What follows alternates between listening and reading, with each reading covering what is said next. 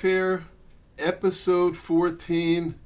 Man, this is going crazy. I tell you, we've been doing once a week lately, but we're getting these really quality musicians and visitors to Asheville Music and Revolution. So, really excited today to have as my guest Elizabeth McCorvey. Hi, I'm so glad to be here. Yeah, and Elizabeth, I learned about Elizabeth when she won first prize for the Musicians Organizing Activist Committee Protest Songwriting. Yeah, it was such a fun time. It was such a fun competition. And I'll have to say, we're having a T-shirt competition today. That's right. You have all you fascists bound to lose. And what does mine say? Eliminating racism, empowering women, promoting peace, justice, freedom, and dignity for all. Okay. I think I'll go with yours and mine in second place. So... we had, I was actually talking about you last week on a program. We had Darian Blaine on. And I was telling her, I was worried that the three judges would have a hard time deliberating and take like a half an hour, and then when they went out and they were all different types of music, it was like a jury that came back ready to convict. It's like a minute. They came, a minute? Yeah. So, and you were like the unanimous first prize award winner. So that was fantastic. And you played a really powerful tune. Are you going to do that today, or you got a couple others? I got some others, but I can do it. Well, do whatever you want. Okay, cool. So let's talk a little bit about what's going on in the world and what's going on with you. And, it's crazy times. Mm-hmm. It's just really crazy. And, we're both, not quite in the mainstream. I'm from a Holocaust Jewish family, and you're a person of color. Neither of us are looked on as with much favor with the current administration. Mm-hmm. They're trying to erase history. Mm-hmm. Doesn't it feel sort of Orwellian to you? In a way, I think... it's the foundation that our country was built on. So it's American as apple pie, I think. Right. It's not too new. It's just more extreme. Mm-hmm. Well, and we're seeing it so much in social media. It's just so obvious. Right. Yeah. I mean, people always say America's always been a racist country. Mm-hmm. And now it's just kind of like unhinged. Mm-hmm. Just going totally crazy. So... Besides being a musician, you're also a therapist, right? I am, yep, mental health therapist. Maybe I should lie down here. Yeah, I'll charge you, though. Give me a free session. No free sessions. Very good. So, what do you think? I mean, as a person of color, as a musician, what's your take on what's going on now? I mean, how... is there hope? Should I feel hopeful? That's a complicated question. You actually could lie down for that. Should you feel hopeful? I think that the evidence of Black people still thriving in this country, the evidence of Jewish people still thriving in this country, is evidence that there is and has been perseverance throughout the ages. So I think that there are lots of reasons to be concerned, there are lots of reasons to be fearful, and there have to be just as many reasons to stay hopeful. And I have to believe that because I love my friends' kids, and I want them to have a world that they're proud of and that they're fighting for. And I imagine my parents wanted that for me, and their parents wanted that for them. So it's like that quote that's like, sometimes you can only see to the edge of the headlights, but you can make the whole trip that way. Yeah. So you don't have to have a lot of hope, but a little is all you need. Was it Jesse Jackson who said keep hope alive, or was that more Martin Luther King? I'd have to look that up. Yeah. But, I mean, we lost Jesse Jackson recently. Yeah, last week? He was a great hero for me, and, I was involved in the civil rights movement in the 60s. I worked with the Black Panthers and SDS, and so he was always really just a powerhouse. And so you're both a therapist and a musician. Mm-hmm. What do you do with your music in terms of, like, you won this MOAC contest? how do you look at your music as influencing social change? I think that every revolution in American history, in modern history, in any written history in any country has had some kind of soundtrack to it. You can track a revolution and the satisfaction, dissatisfaction, injustice, oppression of the people in any given state by the music.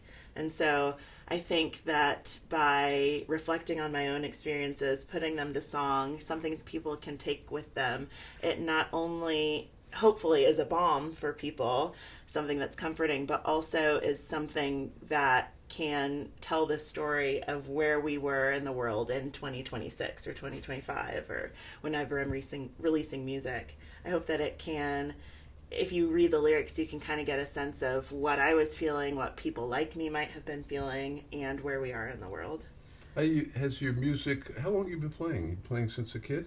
I've been playing the violin since I was 3 or 4, but I've only been writing music for the last 9 or 10 years. Okay.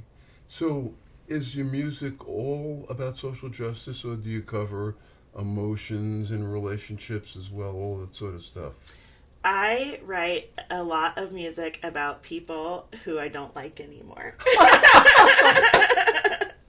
I will hope I'm never a topic. You know, people say that to me. People, because I've got a lot of music about a lot of people, and people say to me like, "Oh, don't make Elizabeth mad. She'll write a song about you," which might be true. But if you treat me like crap and are not kind to people around you, then yeah, you might get a song about you. But I imagine you're not going to treat me that way, so you probably don't have a song with your name on it. Yeah, I'm pretty nice guy. That's what they tell me. Yeah. Except if you're in the opposite side of me in court. Yeah. Well, that's right. I still try to be nice, actually. I always really, try to be respectful. And actually, there's one of the things I kind of like. One of the things I like about court is I get to talk. The other side doesn't interrupt me. Mm-hmm. And then they get to say something. Mm-hmm. Instead of talking over each other, even though maybe he might not be listening. He might be listening, figure out how he can counter what I say. But, I mean, that's actually, I kind of like that.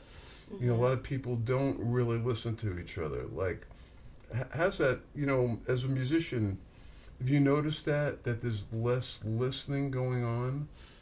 Maybe, like, I wasn't born with social media, and you kind of came up, mm-hmm. Growing into it. How's that affected, the culture around you? You talked a little bit about that. Mm-hmm. I think that active listening is a skill, and it's one that is not as valued, but not necessarily, I think by design, but also I think with social media and the impacts that it has on our brain and our attention spans, I think that sometimes it is harder to cultivate that skill, but it is something that you can learn. And I think if we're intentional about learning it, then it's possible for us to get back to a place where we're listening to one another with more ease. Yeah. Well, you do that professionally. You're a professional I'm a professional listener, professional secret keeper, professional listener. Yeah. Yeah. Do you, what kind of, I go to therapy, mm-hmm. and it really helps me. Mm-hmm. At least I get to vent yeah. for 1 hour with nobody judging me. Right. That's always pretty helpful to me. Yeah. So are you more of a listener therapist, or do you actually guide people, help people? What kind of... It depends on what people are wanting. Sometimes people need to come in and vent. That's not the kind of therapy that I always prefer. I am, in all areas of my life, very opinionated. So people know, because on my profiles, when you find me as a therapist, I'm very clear about who I am and what kind of therapy I do. So people know when they come to me, you're doing therapy with Elizabeth, and you're going to get all of her opinions and thoughts, and sometimes people really want that. Yeah. And so I do a lot of listening because I want to know the context that people are coming from and where their ideas are coming from and their family history. But I also do a lot of not problem solving so much with people as it is like troubleshooting and figuring out what it is that has led them to that point and what decisions are going to be congruent. And sometimes that requires a lot of both of us together kind of navigating.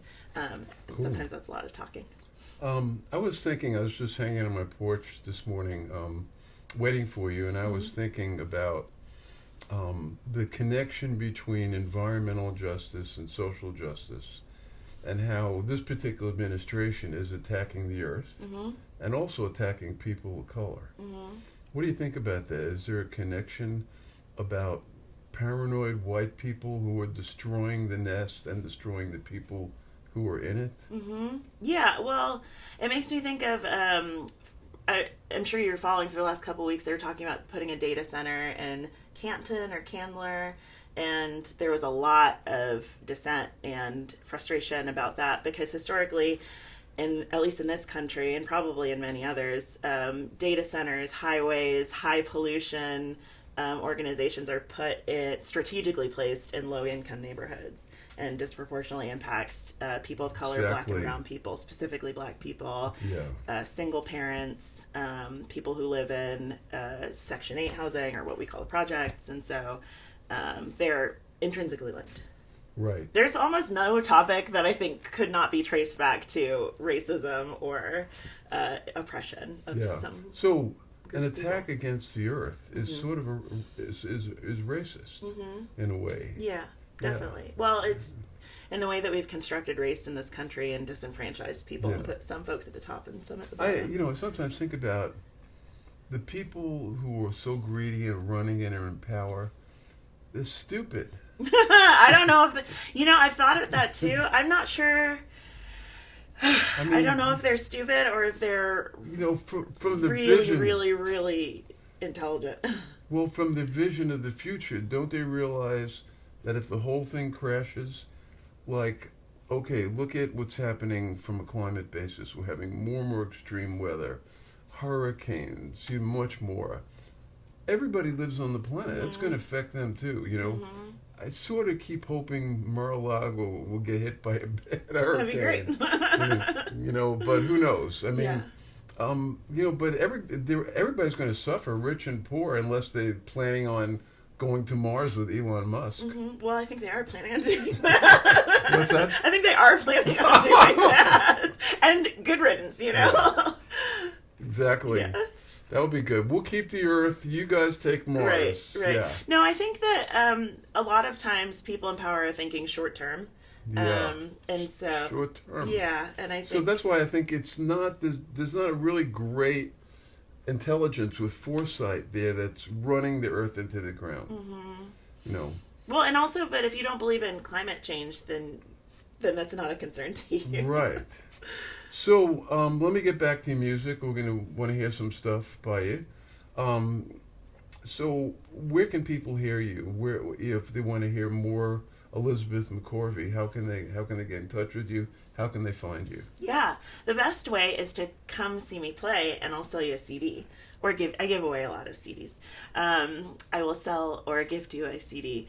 The second blessed place is going to be the streaming platforms. So I'm on Bandcamp. I'm also on Apple Music, Spotify, YouTube Music, all the places where you can get your music to stream.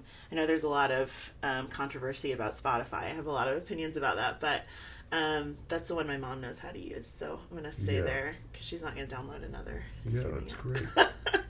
Well, cool. Let's hear some music. You're going to have me play a tune with you? Yeah. You want to do it this time? Yeah. You want to start that? And then we'll do a couple with you. And then I'll come back and do kind of close off and stuff. Sounds good. Cool. All right. Well, grab my guitar here.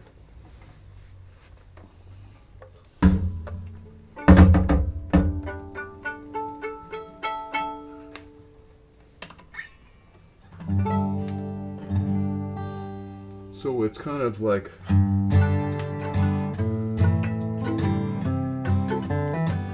Yep, that's it. Okay. Yep. Want to count it? Yeah. 1, 2, 3, 4.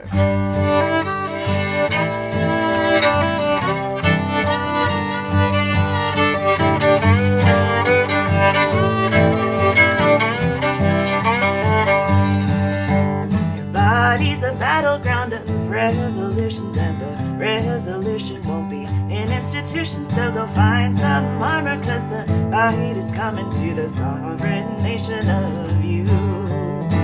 Come to me when your soul is burning and the skies are turning and the world is worsening, and let me be a balm for hurting and I'll bring on the rain for you.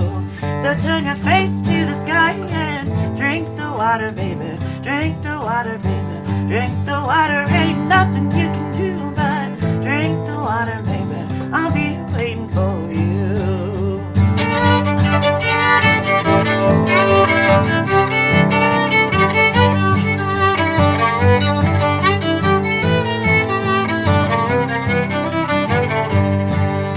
Release what you've been trying to make meaning of.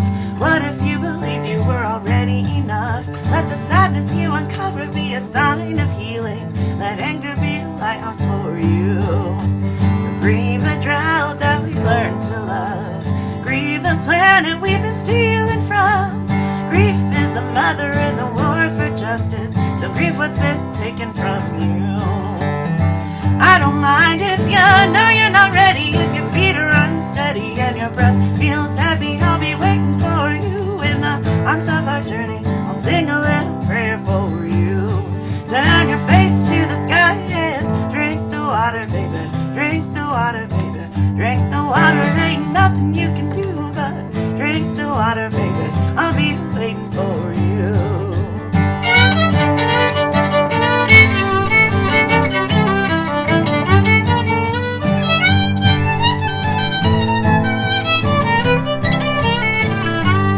Turn your face to the sky and drink the water, baby. Drink the water, baby. Drink the water and let me be a drink of water for you. I'll be waiting for you. Last one. Let me be a tall drink of water for you. I'll be waiting for you. Yeah. All right. Nice. Thank you. Thank you. I'm going to take off to the side here, and we're going to hear a couple more tunes. All right.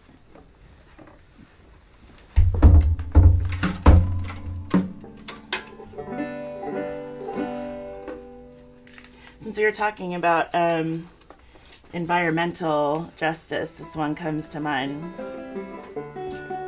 This is a song. It's about maybe 4 years old, and it's on my most recent album, which came out last July. So if you like this song, you can find it.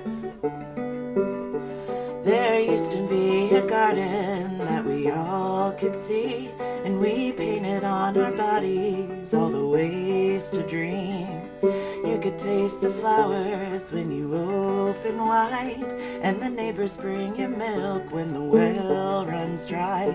Always honey in the hearth. We'll come back for what's left of Eden. We'll follow the clues we blew into the sky, where we braided all our secrets into the earth. And when the wails become whispers, we'll carry on. Ooh, ooh. Once we kissed the crows in our eyes to fly through time, and the curves held on our bellies were all ley lines. Our knees were the mountains that made us wise, and the maps beneath your feet matched mine. When death came to the valley and the air went cold, bought the silence of the land and said they saved her soul. We scrubbed dreams from our bodies just like we were told, and now we're painted sold. There's no honey in the hearth, but we'll come back for what's left of Eden. We'll follow the clues we blew into the sky, where we braided all our secrets into the earth. And when the wails become whispers, we'll carry on. Ooh, ooh,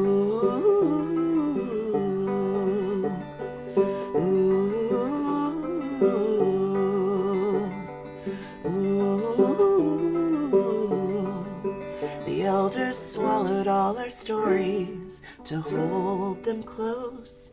Travel to the garden where the river flows.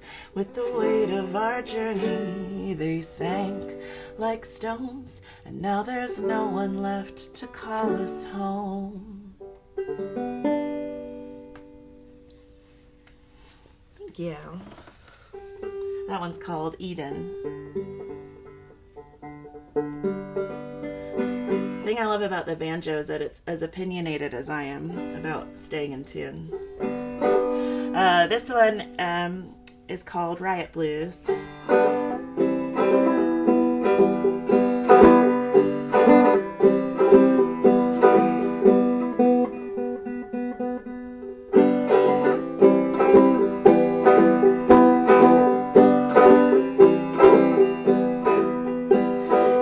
To the ground I'm listening for the creak of Hell's Gate. From bluegrass to Black Mountain, no escape in a rebel state. Put your faith in the man of God who promised freedom in the blessed rain. Offer up your hopeful cup, but the water, it tastes the same. Run from the old religion who wrote the hymnal for the hooded man.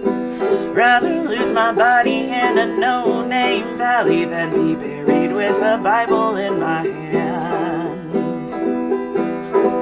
But they'll hunt you clear across the country.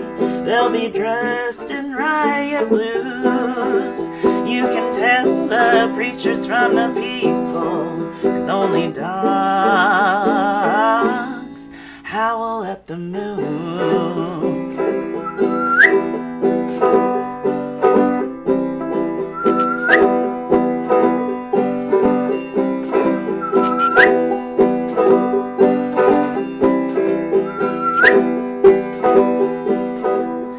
I reach the River Jordan by nightfall, still might meet up with the Northern Guard. I'll smile through my whitest teeth, hope they're not afraid of the dark.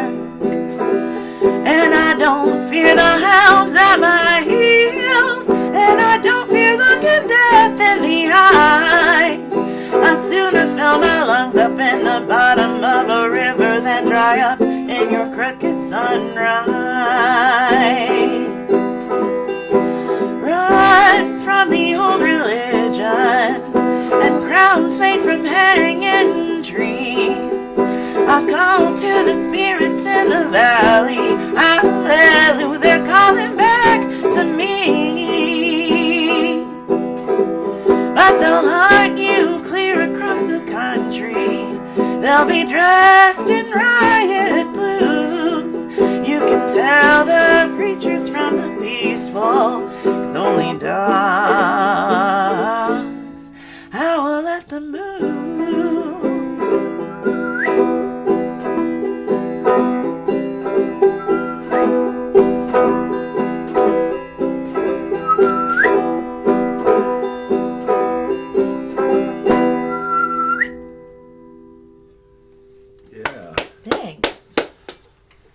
That was awesome. Thank you. Thank you so much. Yeah. Well, you know, I was flashing as you was singing. I thought we should try a round together of All You Fascists Gotta Lose. Oh, yeah. And the program. Do you know that tune? I don't know if I know it well enough to Okay, sing, but I okay. love that song. All you fascists got to lose. I said, all you fascists That's gotta the lose. whole chorus, isn't it? Yeah, yeah. Yeah, we could do You that. got to lose. We could do that. 1, 2, 3. All you fascists got to lose. Yeah. All you fascists got to lose.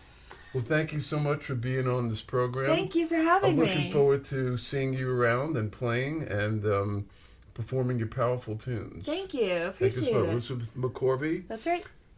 Episode 14 will be back, maybe next week, maybe in a week or two. And take care of yourselves and fight those fascists because they're going to lose. That's right. We're going to win. That's right.